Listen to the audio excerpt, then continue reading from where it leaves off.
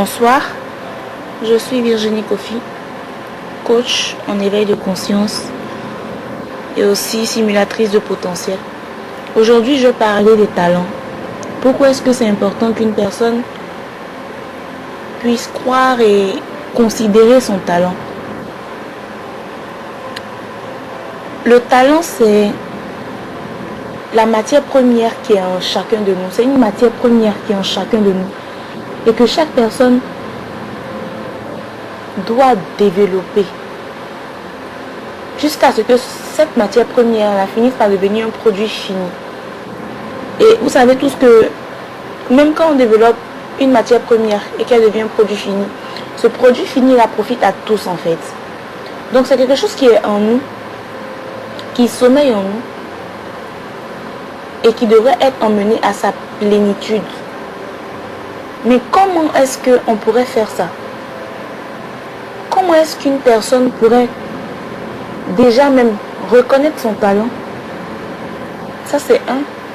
Et de deux, amener son talent à sa plénitude, à sa totale plénitude. Le talent c'est quelque chose qui te distingue. C'est quelque chose qui te distingue. La plupart du temps, surtout en Afrique, moi je pense qu'en Afrique, les personnes négligent les talents. Les personnes négligent les talents. Les personnes préfèrent considérer,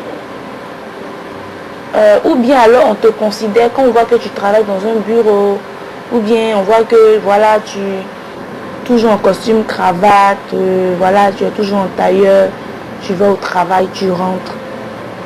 Voilà. Donc ça a fait que beaucoup de familles, beaucoup de parents n'ont pas su accompagner leurs enfants, n'ont pas su croire au talent de leurs enfants dès le bas âge. Donc ça a fait que plein de talents comme ça ont été étouffés. Plein de talents ont été étouffés parce que il y avait l'incrédulité, il y avait le manque de vision. Les personnes n'étaient pas, ne comprenaient pas, ils négligeaient. Il y avait beaucoup de négligence. Donc en fait, les personnes ont grandi, on s'est tous dit d'ailleurs qu'il fallait forcément, pour pouvoir réussir, aller à l'école, avoir des diplômes, travailler dans une bonne entreprise, voilà. Mais en fait, ça a été une erreur en fait de penser comme ça. C'est pas mauvais. Normalement, une personne, on doit toujours apprendre, on doit toujours chercher à apprendre, à maximiser tout ce qu'on sait, apprendre à faire les choses toujours mieux. Aller à l'école, c'est important. Un enfant, il naît, c'est normal qu'il aille à l'école, qu'il apprenne à lire, à écrire et tout. Mais il faudrait que dans les générations à venir, on apprenne à déceler dès le bas âge les talents, les potentiels des enfants. Voilà. Donc, ton talent, c'est quelque chose qui sommeille en toi. C'est peut-être quelque chose même que tu négliges. Ça pourrait être la cuisine, par exemple. Peut-être que tu fais bien à manger. Les personnes te disent, ah, mais tu fais bien à manger. Tu fais bien à manger. Il faudrait que tu ouvres un restaurant. Mais tu dis, oh, ouvrir un restaurant, non. Bon, toi, tu préfères faire tes diplômes. Voilà, voilà. Ou bien tes amis te disent, ah, mais tu coiffes bien, vraiment. Quand tu me coiffes, vraiment, ça me fait du bien. Bien, voilà. Mais toi, tu préfères, voilà, étudier, voilà, faire tout ce que les hommes ont toujours fait jusqu'à aujourd'hui, quoi. Tu préfères ne pas trop croire en cette chose-là. Tu te dis que bon, tu vas aller où il y a déjà assez de salons dans le monde, il y a beaucoup de coiffeuses dans le monde. Qu'est-ce que toi, tu vas apporter de plus avec la coiffure? Ça peut être le dessin, peut-être que tu dessines bien, tu sais faire des croquis, tu sais représenter tout ce que tu vois. Tes amis te disent, ton entourage te dit, mais tu dessines trop bien. Mais après, bon, souvent même aussi, il y a des fois où tu as envie, en toi, tu sens en toi que tu pourrais développer ça. Mais la vie des autres, le regard des autres fait que tu n'arrives pas à te décider en tant que tel. Ça veut dire que tu peux prendre la décision aujourd'hui de dire que toi, bon, tu vas devenir écrivain, tu vas te consacrer parce que tu sais que tu as cette capacité-là, tu sais écrire, tu sais, voilà, tu sais aller dans l'imaginaire, tu sais faire des choses comme ça et puis, voilà. Mais, à cause de la réaction des autres, tu vas commencer par tu vas finir par te dire que ce n'est peut-être pas si important parce que voilà comment les autres ont réagi, m'ont dit ça pouvait ne pas marcher, ça pouvait ne pas marcher. Je vais vous dire, en fait, l'un des ennemis de ta destinée, c'est la vie des autres en fait. Parce que tout le monde ne va pas comprendre. Surtout dans les débuts, tout le monde ne va pas comprendre. Tout le monde ne va pas accepter ou apprécier ce que tu fais. Donc en fait, il faudrait que déjà tu sois préparé à ça. Dans ton mental, tu te dis que tout le monde ne va pas apprécier ce que tu fais. D'autres vont mettre du temps avant de croire en toi, en ton talent. D'autres vont mettre du temps. D'autres même dès le départ, ils vont te casser. D'autres, ils vont te suivre jusqu'à ce qu'un jour, ils vont apprendre que voilà, bon, le plus grand écrivain de tel nom a été surpris en train de faire telle chose. Et à cause de ça, à cause de cette erreur-là, d'autres vont te laisser tomber. Donc en fait, il y aura plusieurs sortes de personnes sur ton chemin. Mais en fait, c'est à toi maintenant de rester intègre. C'est à toi maintenant de travailler et de croire en fait, de croire en cette petite chose-là que tu as en toi, en cette voie-là, de faire confiance en cette voie-là qui te dit que ce que tu transportes peut déclencher des choses merveilleuses dans la vie des autres. Que ce que tu transportes peut faire de toi quelqu'un de distingué. En fait, ton talent, c'est ce qui te distingue. Ton talent, c'est ce qui va te propulser. Travailler pour les autres, c'est bien. Apprendre à l'école, c'est bien. Faire les études, c'est bien. Mais il faut que quelque part, tu deviennes expert. Il faut que tu deviennes expert dans ton domaine. Et c'est seulement comme ça que tu seras entendu. C'est seulement comme ça que tu seras vu. Je peux aussi ajouter que ton talent, c'est quelque chose qui vient du ciel. Ton talent vient du ciel. Ton talent, c'est ce que Dieu a mis en toi, qui est censé te permettre d'éclairer les autres. Quand la Bible dit que nous sommes la lumière du monde, nous sommes la lumière du monde, oui, c'est vrai, nous sommes des enfants de Dieu. Oui, tu pries, tu vas à l'église, tu sers le Seigneur. Mais ce qui va te permettre d'être lumière, c'est l'excellence, ton expertise dans ton domaine. Ce n'est pas ta capacité à prier 3 heures, 4 heures de temps.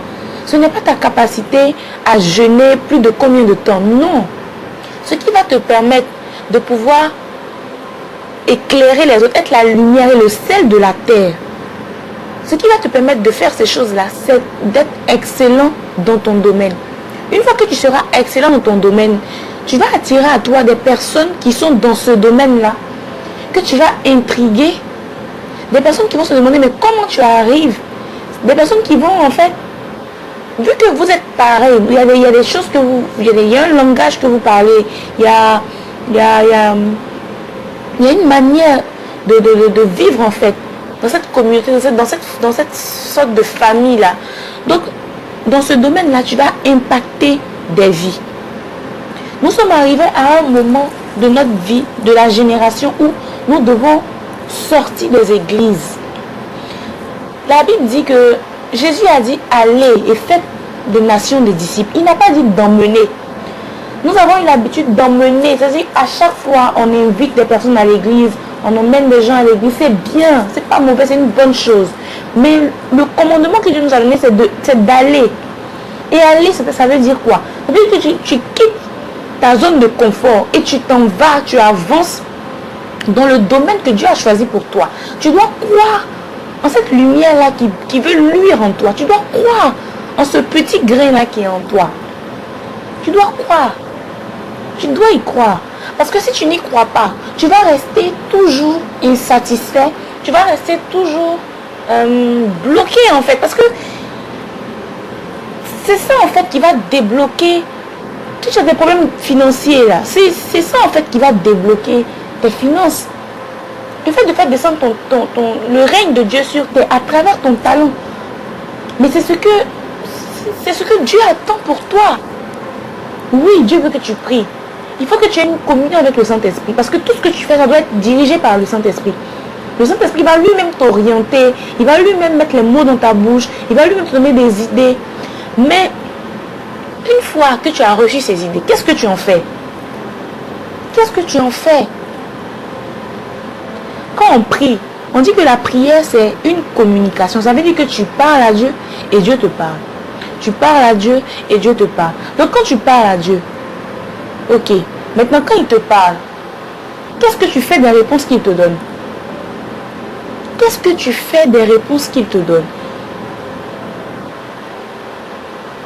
Tout ce que Dieu désire, tout ce qu'il veut, c'est que tu arrives à faire descendre son règne sur terre. Les personnes qui sont, on va dire les êtres, qui ont été créés spécialement pour adorer, pour louer le Seigneur, ce sont des anges. Si tu devais seulement prier, si tu devais seulement jeûner pour pouvoir être la lumière du monde, tu allais être un ange. Mais tu es un homme. Tu es un homme, tu es un être humain. Tu es un être humain. Et donc en tant qu'être humain, tu dois être ce canal-là par lequel Dieu s'exprime en fait aux hommes. Tu dois être ce canal-là. Ça veut dire qu'on a eu à utiliser plusieurs manières d'évangéliser autrefois. Dans les rues, dans les marchés, partout. On allait de porte en porte pour évangéliser, apporter la parole du Seigneur. Mais aujourd'hui, plus on est déchaîné pour que les personnes se donnent à Christ, mais plus encore, le diable aussi est déchaîné pour les endurcir. Donc comment est-ce que toi tu peux atteindre une personne qui ne trouve pas d'intérêt en fait à s'asseoir avec toi pour discuter? Il faudrait que tu aies quelque chose qui attire en fait. Il faudrait que tu aies quelque chose que les autres voient en fait et les autres se demandent comment tu arrives à faire. Comment est-ce que tu arrives? Parce que cette personne-là aussi cherche, cette personne-là aussi veut comprendre. Et c'est là en fait que tu pourras dire à cette personne, voilà, moi mon secret, c'est ma communion avec le Saint-Esprit, c'est ma relation avec Jésus, c'est ma vie de consécration. Mais déjà tu ne peux pas aller comme ça, aller croiser un grand écrivain, ou bien aller croiser un ministre, et puis lui dire Jésus t'aime. Non. Il a la télé à la maison, il a la radio. Forcément il entend que Jésus existe, il entend ces choses-là. Mais comment est-ce que cette personne-là pourrait basculer de païen à chrétien? Ça veut dire que qu'est-ce que tu peux emmener? Qu'est-ce qui va intriguer ce ministre-là à pouvoir t'écouter? Quel intérêt en fait tu vas susciter en lui? C'est ça la question. Donc ton talent, c'est la chose qui te propulse. Quand le Seigneur nous dit que nous serons assis à la table des rois, c'est pas parce que nous allons avoir la capacité de prier nuit et jour, sans dormir, la capacité de ne pas manger, jeûner, la capacité de... Non, c'est pas ça. Le fait de s'asseoir à la table des rois, ça veut dire que le Seigneur veut qu'on puisse développer toutes nos capacités, tous nos talents, tout ce qui dort en nous, toutes ces choses merveilleuses qu'il a déposées dans ton cœur. C'est ces choses-là en fait que tu vas déployer quand tu vas y croire surtout. Parce que ça commence par y croire. Il faut que tu y crois. Quand la Bible dit que de croire dans le grain de s'élever, c'est ça. Il faut croire dans ce qui est petit. Quand tu crois en quelque chose qui est petit, parce que dans tes débuts, ça ne sera pas parfait. Des gens vont te critiquer, mais tu dois y croire et travailler jusqu'à ce que cela soit vraiment parfait, jusqu'à atteindre la perfection. Et c'est ces choses-là qui pourront te faire asseoir à la table des rois. Sinon, en ce moment, comment est-ce que tu pourras t'asseoir à la table des rois? Tu ne peux pas t'asseoir à la table des rois parce que tu ne crois pas en ton talent. Tu te dis juste qu'il te faut un travail pour arrondir tes fins du mois. Il te faut un travail pour que tu puisses payer tes factures. Il te faut un travail pour que tu puisses prendre soin de ta famille. Donc, comment est-ce que tu penses pouvoir t'asseoir à la table des rois si tu réfléchis comme ça? Dieu veut qu'on aille plus loin. Dieu a préparé des choses plus grandes pour nous. Et tant qu'on va rester dans les couloirs de l'église seulement, tant qu'on va se limiter seulement à nos anciennes façons d'évangéliser, tant qu'on va se limiter seulement à nos anciennes pratiques de gagner notre pain quotidien, notre vie, on ne pourra pas atteindre l'excellence, la perfection. C'est-à-dire que la soif que tu ressens, ce que tu ressens en toi, ce qui te manque, ce qui fait que ton argent ne te permet pas de pouvoir vivre comme tu le devrais, ce qui fait que tu n'arrives pas à transformer les vies comme tu le devrais, c'est parce que tu ne crois pas en ce que Dieu a déposé en toi. Donc, dès aujourd'hui, moi je t'invite à te poser la question de savoir pourquoi est-ce que tu es né, quelle est ta mission, pourquoi est-ce que tu es né, qu'est-ce que tu veux que le Seigneur veut que tu fasses de ta vie. Dans la Bible, dans Matthieu 25, concernant la parabole des talents, on connaît tous l'histoire de la parabole des talents, mais je la rappelle pour celles qui ne la connaissent pas. C'est l'histoire d'un roi qui partait en voyage Et avant d'aller en voyage, il a remis ses biens à 3 de ses serviteurs. Il a donné 5 talents au premier, 2 au deuxième et 1 au dernier. Et à son retour, il a demandé des comptes à ses serviteurs-là. Celui qui avait reçu 5 talents, il a encore gagné 5 autres. Celui qui avait reçu 2, il a gagné 2. Mais celui qui avait reçu 1, lui, il allait enterrer son talent, il a caché son talent. Et ce qui m'a intrigué, ce qui a attiré mon attention dans ce passage, dans cette histoire, c'est la notion de selon sa capacité. En fait, ce roi-là a remis les talents à ses serviteurs selon la capacité de chaque personne. Donc, selon la capacité de chaque serviteur, le roi a donné des talents. Donc, j'ai remarqué que parfois, on aime se comparer aux autres. On aime se comparer aux autres. Peut-être que toi, Dieu t'a donné seulement le talent de savoir maquiller. Et à quelqu'un, le talent de savoir, je sais pas, construire des logiciels informatiques ou bien des trucs vraiment, dessiner des maisons, des trucs. Et bien toi, tu te dis que non, comme toi, c'est juste le maquillage. Bon, c'est pas trop important, les gens ne considèrent pas trop, et puis en plus tout le monde se maquille à la maison. Lui, bon, c'est normal qu'il développe son talent parce que l'architecture, il y a beaucoup d'argent, les gens signent beaucoup de contrats d'architecture. Non mais...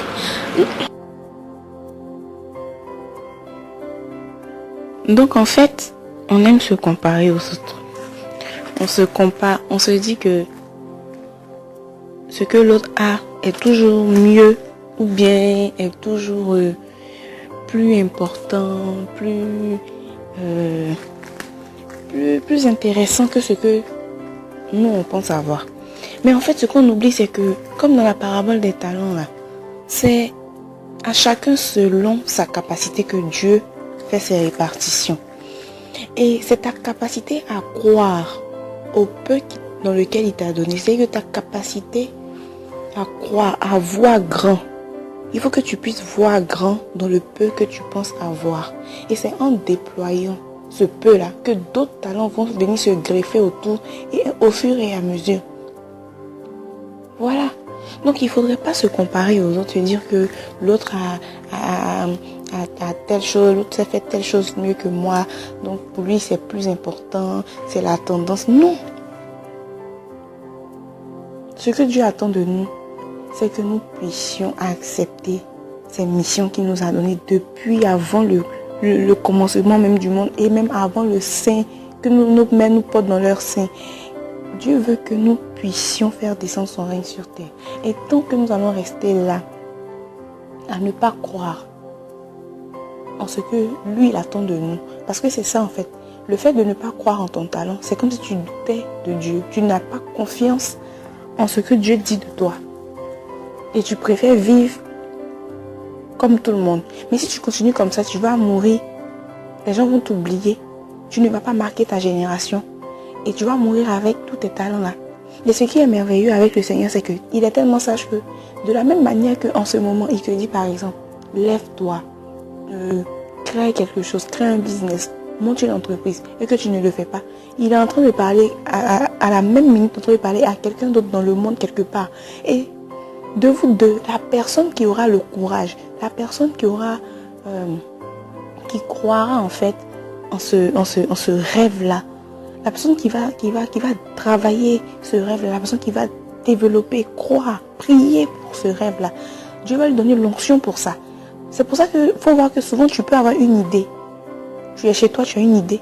Et un jour à la télévision, tu vois que comme toi tu n'as pas cru, quelqu'un l'a fait.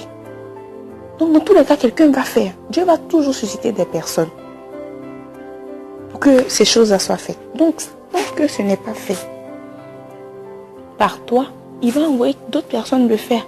Donc il faut que chacun fasse ce qu'il a à faire. Il faut que chacun fasse ce qu'il a à faire. Ça n'a rien à voir avec aller au paradis. Le salut, ce n'est pas seulement aller au paradis. Le salut commence sur terre. Si le salut c'était aller au paradis, au moment où tu as dit, Seigneur Jésus, je te donne ma vie, j'abandonne tout, et bien, il venait te chercher pour partir. Mais pourquoi tu restes? Parce que tu as quelque chose à prouver. Parce que tu as quelque chose en toi qui doit naître, que tu dois développer, que tu dois déployer. Il faut que tu crois en toi. Il faut que tu crois en tes capacités. Dans ce que Dieu a dit de toi. Voilà, donc ça c'est le premier point. Voilà pourquoi est-ce que c'est important, le talent. Voilà comment est-ce que tu dois comprendre cette notion de talent. Comment c'est important pour Dieu, pas seulement pour toi, mais surtout pour Dieu. Parce que ça fait descendre le règne de Dieu sur terre. Ça impose les lois divines sur terre. Ça fait dégager l'atmosphère favorablement pour les enfants de Dieu. Et c'est ça en fait. Et c'est ça en fait. Et il y a encore une chose, c'est que ton talent, derrière ton talent, il y a la destinée de plusieurs autres personnes. Ça veut dire que c'est comme si, à cause de du retard que tu as encaissé depuis le jour où tu sais, par exemple, qu'est-ce que tu as à faire et que tu ne le fais pas. C'est comme si tu avais créé un embouteillage derrière toi. Parce qu'il y a beaucoup de personnes qui sont liées à ta destinée, en fait. Que tu bloques, parce que c'est comme un embouteillage. Les personnes sont derrière toi, ça klaxonne, tout le monde veut avancer, mais tant que toi tu ne te décides pas à bouger, personne ne pourra avancer. Donc tu vois que en retardant ta destinée, en ne sachant pas pourquoi est-ce que tu es né, voilà ce qui est en train de se passer aussi. Voilà ce qui est en train de se passer aussi. Donc tu dois te lever et accepter ce rêve-là qui est en toi. Peut-être que tu le connais déjà, peut-être que tu ne le connais pas encore. On verra cela dans les prochains podcasts. Je vais en parler. Mais il y a beaucoup de coachs qui en parlent, il y a beaucoup de personnes qui en parlent. Il faut déployer son talent, il faut y croire. Il faut que tu puisses vraiment te dire que selon ta capacité, Dieu t'a donné cette chose-là. Il faut que tu la chérisses. Parce que tu vois, à la fin de l'histoire de la parabole des talents, le Seigneur demande des comptes à ses serviteurs. Et quand on lit l'histoire, au début on dit le roi part en voyage. C'est comme Jésus, il était avec nous et il est parti en voyage parce qu'il revient.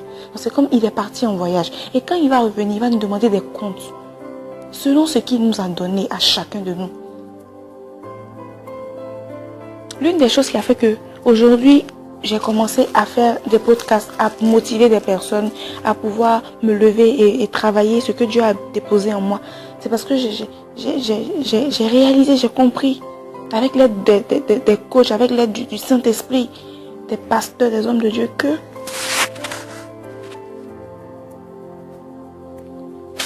que ma destinée était liée aux autres, qu'il y avait quelque chose que je devais faire pour pouvoir libérer d'autres personnes. Parce qu'il y a des personnes qui sont connectées à ma vie, à mon histoire, à mon parcours.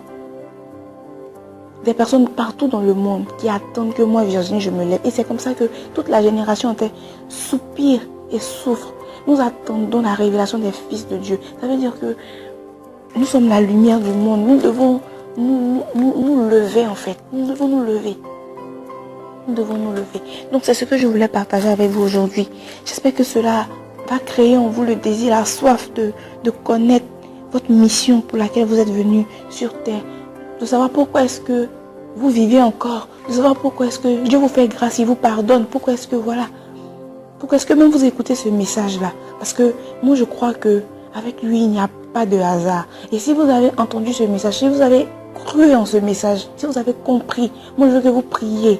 Vous priez le Seigneur, que vous demandez au Seigneur, Seigneur, je ne veux pas mourir sans avoir accompli ce pourquoi tu m'as créé. Je veux atteindre ma destinée. Montre-moi, dis-moi Seigneur. S'il y a des choses que tu as déposées en moi que j'ai négligées, révèle-moi ces choses-là Seigneur, que je puisse les travailler et les mettre à un niveau de totale plénitude. Voilà ce que je voulais partager avec vous aujourd'hui. J'espère que je vous ai fait du bien. Je vous dis merci et à très bientôt. Merci beaucoup.